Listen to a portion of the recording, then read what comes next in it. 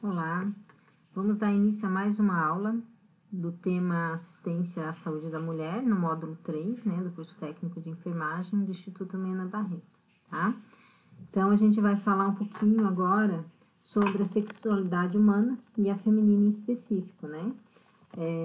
Então, a sexualidade, ela envolve muitos aspectos relacionados à personalidade dessa mulher, né?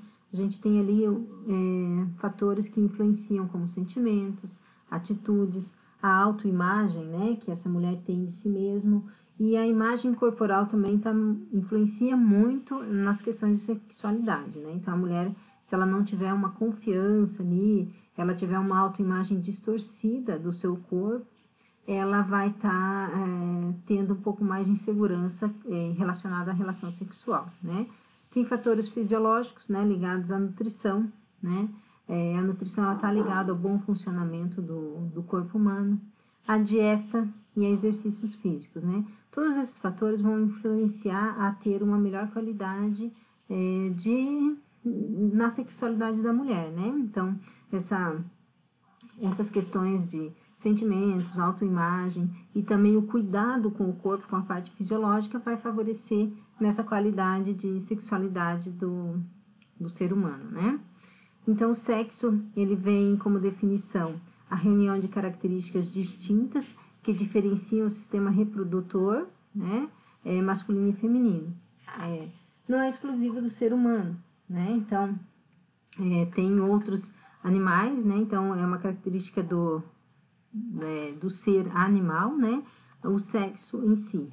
Então, a sexualidade também tem como definição um conjunto de caracteres especiais, externos ou internos, determinados pelo sexo do indivíduo e qualidade sexual, certo? Então, a gente tem algumas fases, né? Ligadas a essa sexualidade, que corresponde ao início do interesse sexual, né? Desencadeado pelos mais variados estímulos, de acordo com a história de vida e individualidade de cada pessoa. A gente tem também ligado ali a essa fase os estímulos visuais, né? Olfativos e tato. Então, normalmente, esses estímulos visuais, ele está mais ligado até a parte do gênero masculino, né? Ele precisa desse visual, muitas vezes, para essa fase de excitação, mas a mulher também tem essa relação, tá? É mais acentuada no homem, mas ela também tem essa relação. E a gente tem o olfativo, que também é um estímulo de excitação, né? E o tato em si. Então, são algumas das questões que estão influenciando nessa primeira fase de excitação. Aí a gente tem a fase do platô, né? Que é o momento de alto grau de excitação, onde há vasodilatação, né, mais intensa, a lubrificação que vai ajudar na relação sexual para que não haja dor, né, no momento da relação. Então, essa estimulação, né, na primeira fase de excitação, vai estar estimulando maior vasodilatação e lubrificação nessa segunda fase. A elevação da frequência cardíaca, né, até para poder estimular mais a circulação, frequência respiratória e pressão arterial, e a ruborização da pele. Então, até pela própria questão dessa aumento da elevação, né, de frequência cardíaca, então acaba dando todos esses efeitos, né, nessa segunda fase.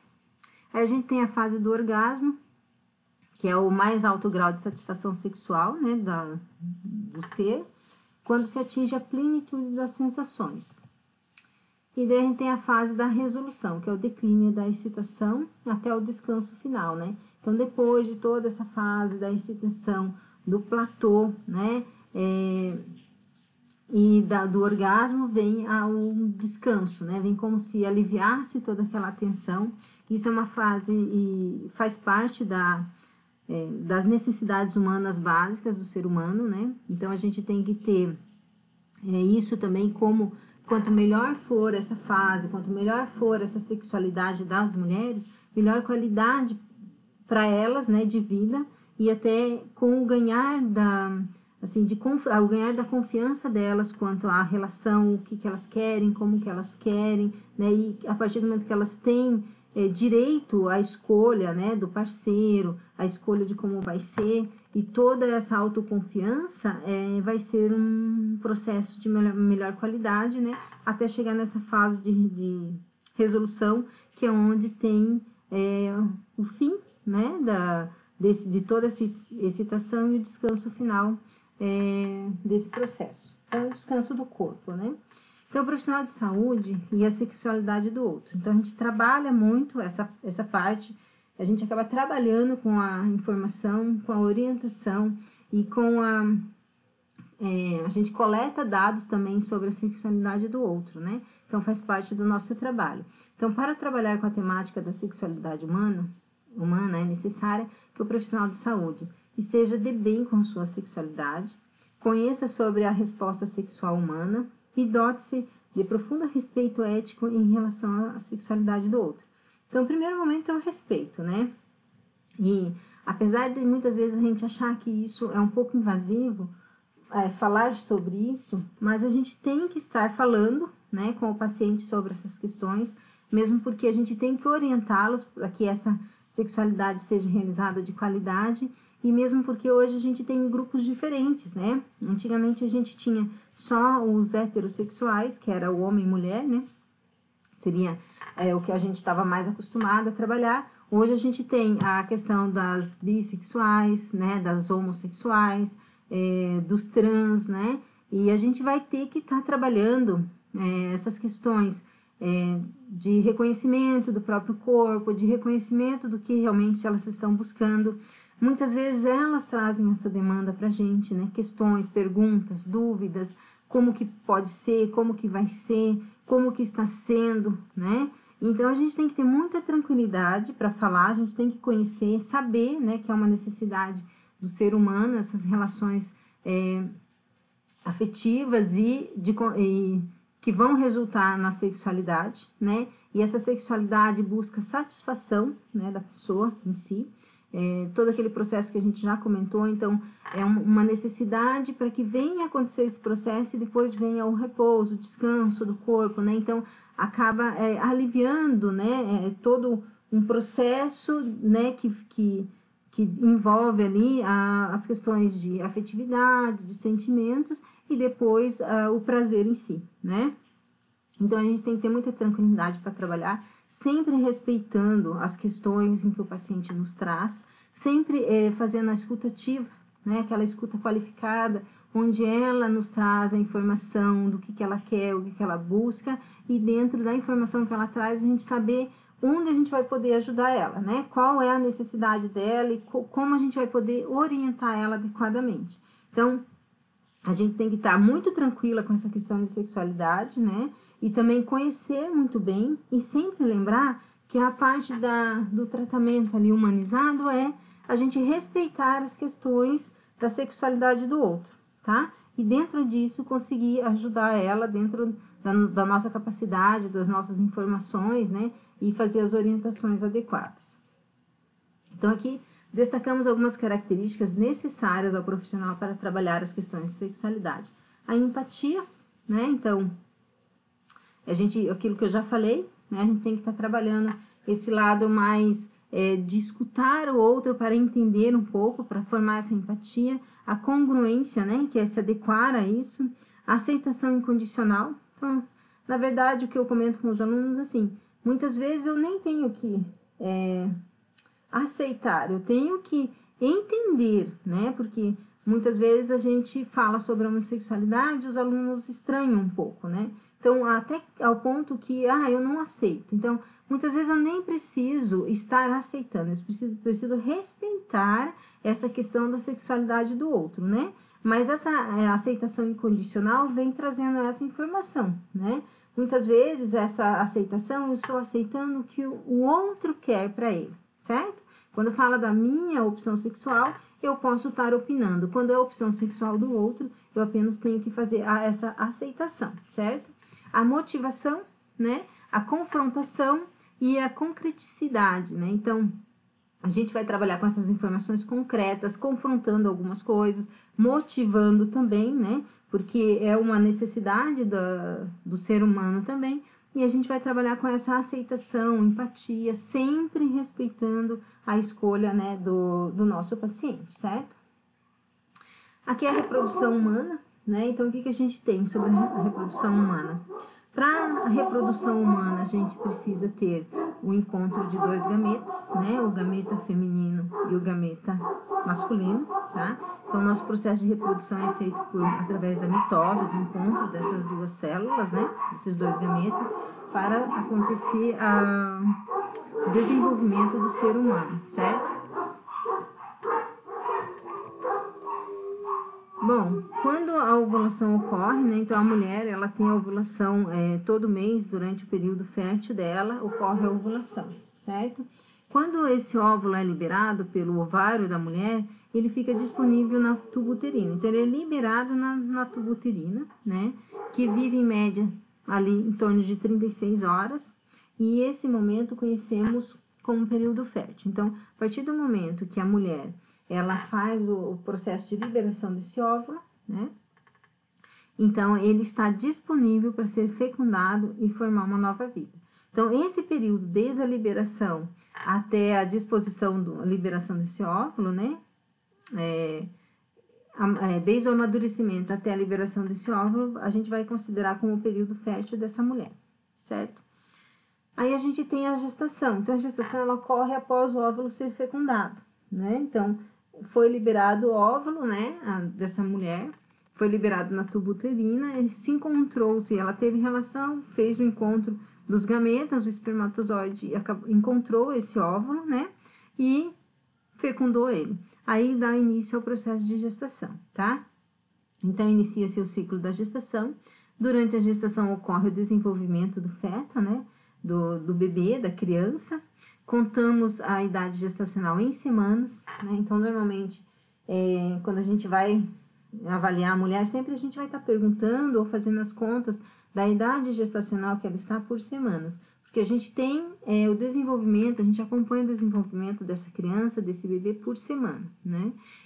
Tendo em conta que cada semana é essencial para o desenvolvimento do bebê. Então, cada semana ele vai desenvolver, vai crescer um pouquinho mais, e a gente vai estar acompanhando, né, o tamanho desse bebê, né, como ele está se desenvolvendo através das semanas. De uma semana para outra, ele tem alterações.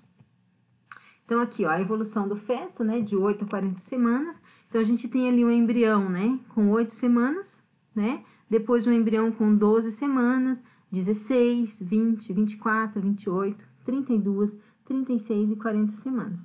Então, assim, aos pouquinhos, né, a partir de cada semana, né, aqui tá passando de 4 em 4, que são 4 meses, 4 semanas igual a um mês, então ele passa essa evolução. Mas a gente, no acompanhamento, a gente vai estar contando por semana, né? Então, a cada dia, a cada semana, ele passa a desenvolver alguma coisa diferente, ou estar mais preparado para o nascimento. Então, quando a mulher está lá próximo ao trabalho de parto, normalmente a gente fala, quanto mais próximo das 40 semanas for, mais pronta essa criança está de nascer, né? Então, se ela vir a nascer um pouquinho antes, algumas semanas antes, a gente já pode ter algum comprometimento no desenvolvimento de algum sistema, como o sistema respiratório. Então, por isso que a gente acompanha por semanas.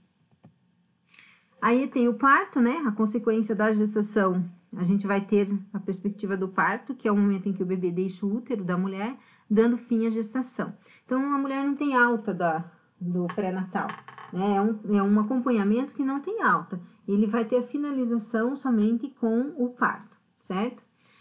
Podendo ocorrer de duas formas fundamentais. Então, a gente tem a cesárea e o parto vaginal, né? Que alguns falam parto vaginal, parto normal. Algumas mulheres falam que é parto anormal, porque ficam um pouco traumatizadas, né? Mas é o parto via vaginal, que é o processo natural do nosso corpo, da nossa espécie. Aí a gente tem dentro desse processo o abortamento. O abortamento é definido como a interrupção da gravidez antes da atingida viabilidade fetal. Então, o que acontece? Ele ocorre a finalização dessa gestação antes do bebê estar desenvolvido suficiente e ser suficiente o seu sistema para sobreviver, né? Então, assim, ele não desenvolveu todos os sistemas, não cresceu o suficiente para que ele possa sobreviver na vida extrauterina. Então, ele acaba, a gente considera como aborto, né? Alguns bebês, eles já morrem enquanto estão dentro do útero da mãe, né? Já uma perda de atividade mesmo fetal, né, de batimentos cardíacos fetais dentro da barriga da mãe, e depois acaba tendo que ser feito a indução ao aborto, né. Outras vezes a mulher começa com algumas alterações, sangramento, dor, e esse bebê vem a ser expulso, né, do útero ali, e muitas vezes ainda com vida, mas não sendo viável a reanimação, ou ele não é viável a sua vida extrauterina, e daí a gente considera como aborto. Então, pela Organização Mundial da Saúde, ele estabelece como limite para caracterizar a perda de conceptos até 22 semanas, né, ou 500 gramas. Então, a criança ou a gestação, que ela acaba sendo inviável, né, acaba tendo o aborto antes de 22 semanas, né, não é viável essa vida, né, e também é considerada como aborto. A partir de 22 semanas, ou o bebê, né, o concepto acima de 500 gramas, a gente considera como um parto prematuro, tá? Mesmo que venha a não ser viável essa vida, né? E acaba indo ao óbito, mas a gente considera daí não como aborto, mas como um trabalho de parto prematuro, né? Pelo tempo que me apresenta em semanas essa gestação, esse concepto, certo? Então, os termos abortamento e aborto, né? Algumas vezes são empregados como sinônimos, porém, abortamento refere-se ao processo de aborto, o produto eliminado, né? Então, quando o próprio corpo elimina. E abortamento é o mais comum, a intercorrência obstétrica, né? Acontece alguma intercorrência e acaba também sendo inviável essa gestação. Então, até 20% das gestações evoluem para aborto antes de 20 semanas, sendo que dessas 80% são interrompidas até 12 semanas de gestação. Então, a gente considera, pelos estudos, que quando há uma malformação nesse concepto, até 12 semanas o próprio organismo acaba eliminando esse feto, né? Então, assim, há uma malformação, o corpo reconhece e ele acaba fazendo a eliminação desse bebê que não seria viável, né? Não conseguiria se desenvolver. Então, muitas vezes o médico não faz nenhuma intervenção, né? Ele observa, ele mantém repouso, mas ele sabe que o próprio organismo da mulher vai estar eliminando.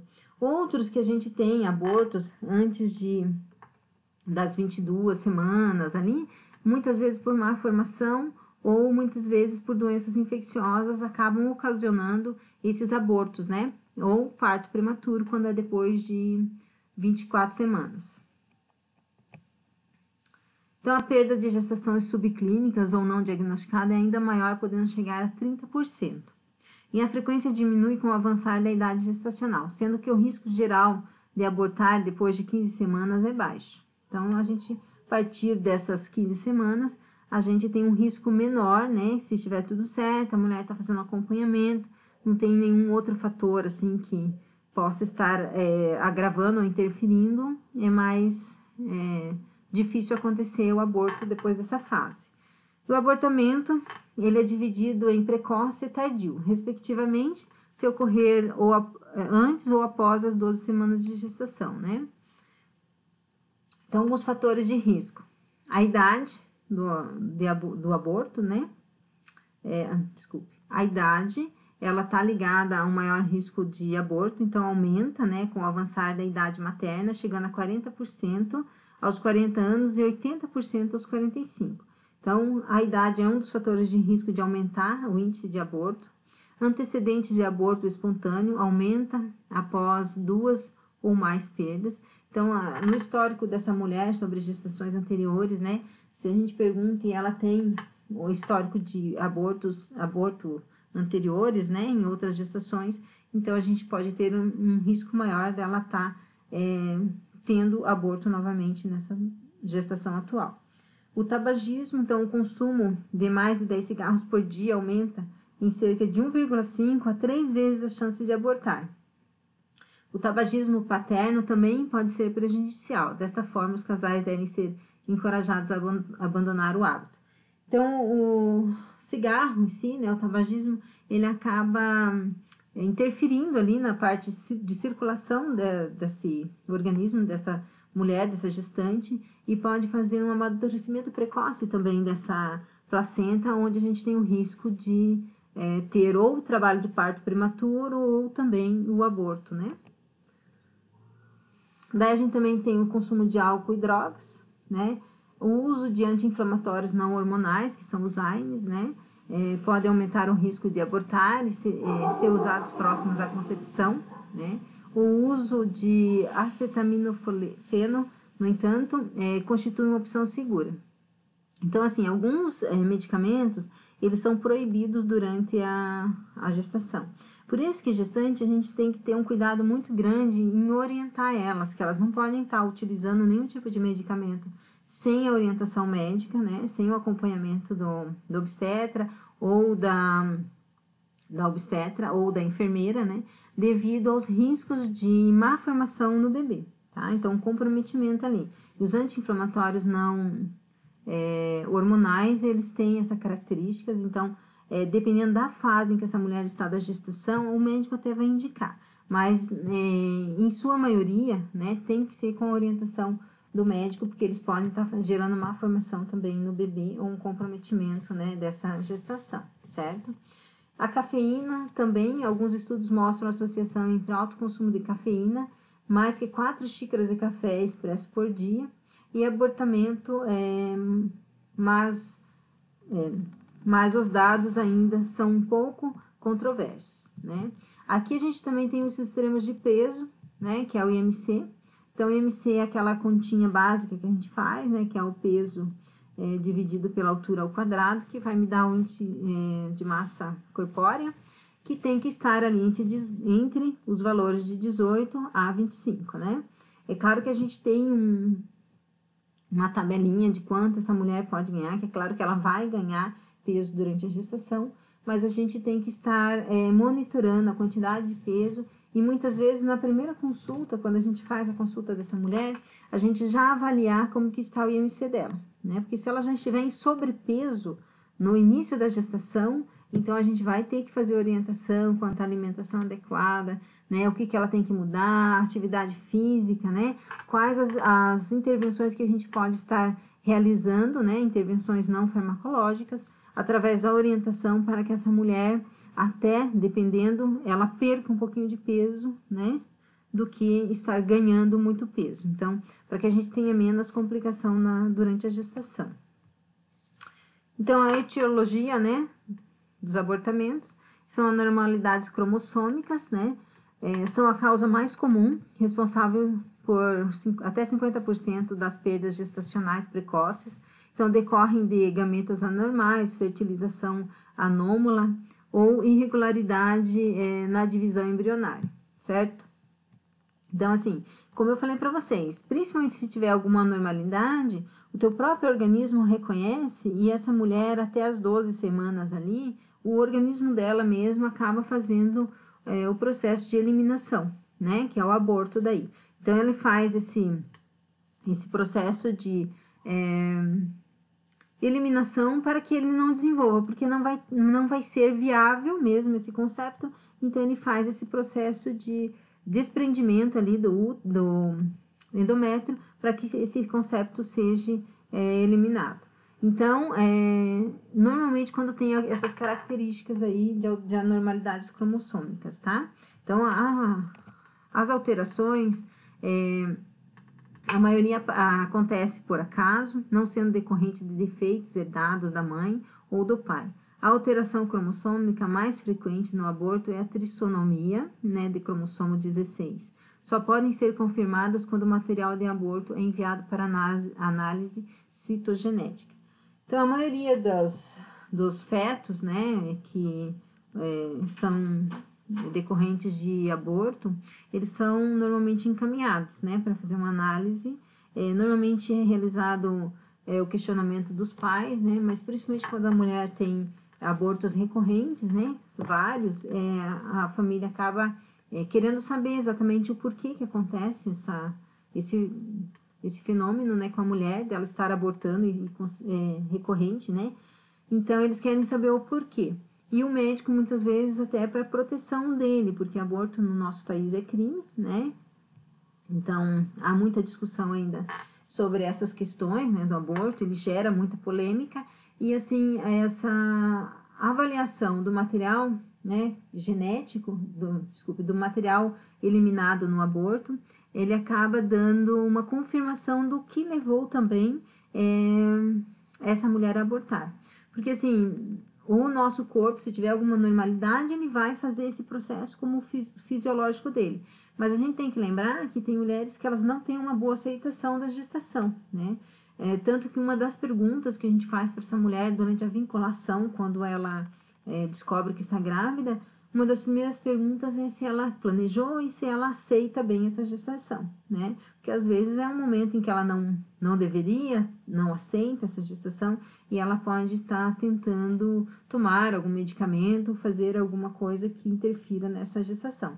Então, a questão de mandar para análise, muitas vezes é relacionada a saber o que levou realmente à eliminação desse concepto, né, pelo corpo dessa mulher. Então, daí como proteção e até esclarecimento, muitas vezes é encaminhado para essa análise citogenética também. Então, algumas alterações uterinas, né, podem ser congênitas ou adquiridas. Dentre as congênitas, temos as malformações uterinas, útero bicorno, né, que favorece daí o aborto, né, septado, didelfo e unicorno, né, são alterações na forma do útero que podem piorar o sítio de implantação e a vascularização, né, aumentando o risco de perda gestacional. As mais comuns a mais comum delas é o útero septado, também o único passível de correção cirúrgica.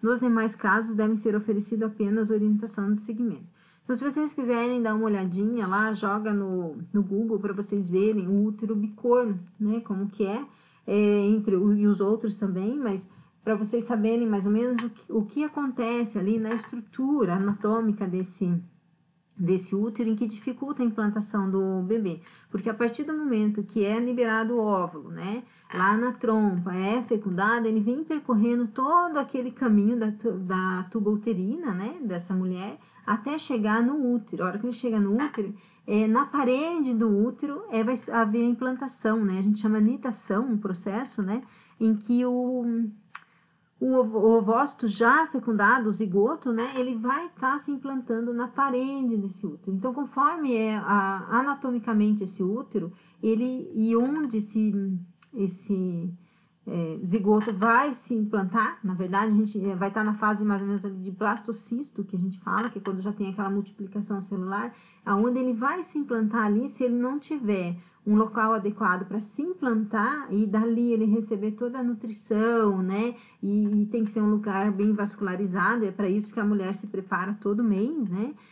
Então, assim, se não houver uma adequada implantação, essa mulher vai também vir a consequência dessa implantação no local inadequado, vai vir como consequência o aborto, tá? Então, é legal que vocês vejam na internet lá a imagem desses modelos de útero, que vocês vão perceber.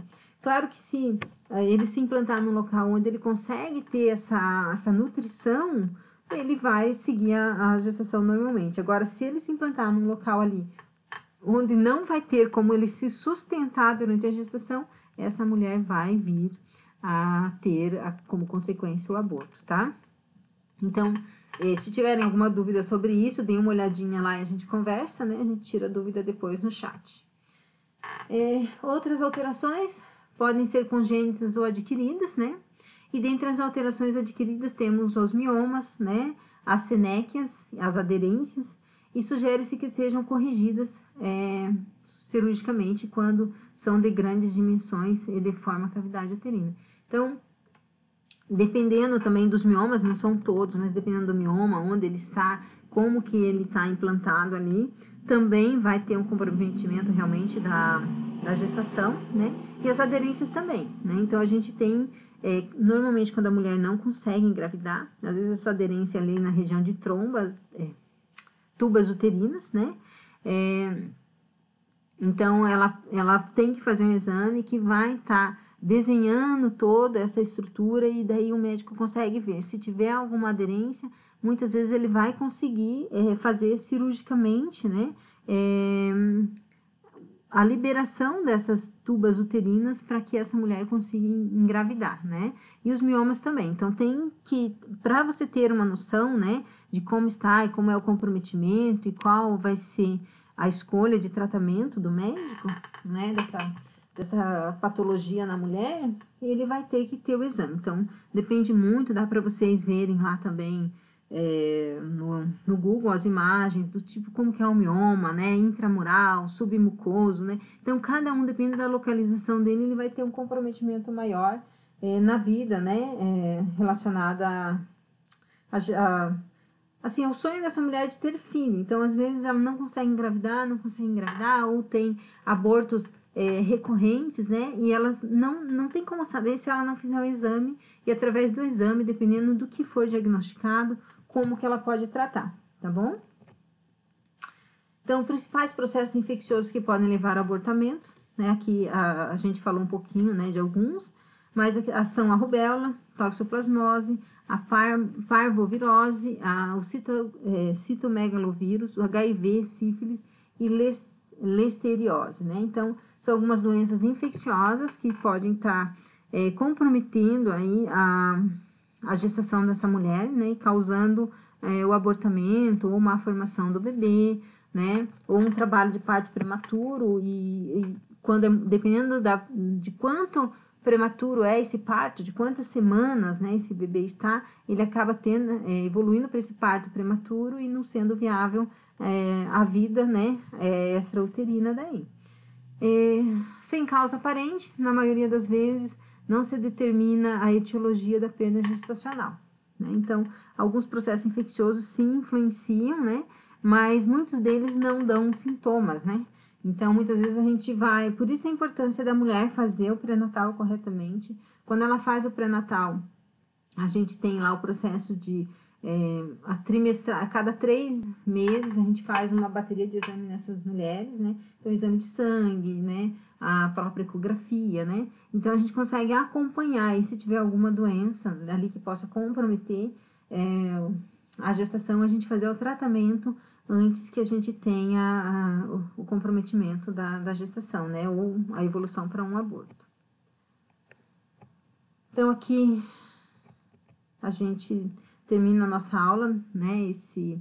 Essa discussão agora sobre o processo de gestação. A gente vai falar um pouquinho mais, e se vocês tiverem dúvida, anotem o que vocês têm dúvida, né, para a gente estar discutindo, porque muitas vezes a gente tem no slide falando sobre, para nós é muito claro, né, e às vezes para o aluno ainda que está tudo muito novo, acaba estranhando algum termo ou algum tipo de patologia, então a gente pode estar discutindo até tirar as dúvidas de vocês. E aquilo que vocês não tinha imagem, né, no material, e vocês tiverem curiosidade, é legal vocês olharem lá a imagem em si, para ficar mais claro para vocês a informação, e para a gente até quando discutir, ficar mais claro para vocês também essa discussão sobre o assunto, tá?